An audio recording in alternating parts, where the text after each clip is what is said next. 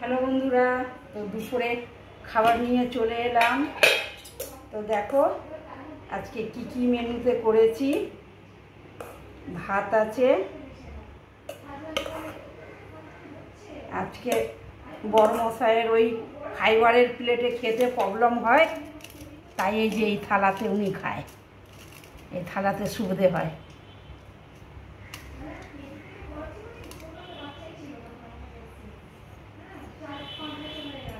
আর আছে আলু, বেগুন, বড়া, ফুলকপি সব দিয়ে দিয়েছি। আছে এই যে তরকারি, ফুলকপি ছিল 2 টুকরো, আর বেশি কিছু আজ রান্না করিনি বন্ধুরা। শরীরটা খুবই খারাপ, শরীরটা ভালো নেই, তাই এই করে দিলাম। আর শাকটা কিছু করিনি আজকে। আর আছে ডিমের ঝোল, এই যে ছেলেকে লাঞ্চে দিয়েছি। আর ওর আর বড়ার তরকারি নেওয়া হয়নি, ও রাতে খাবে।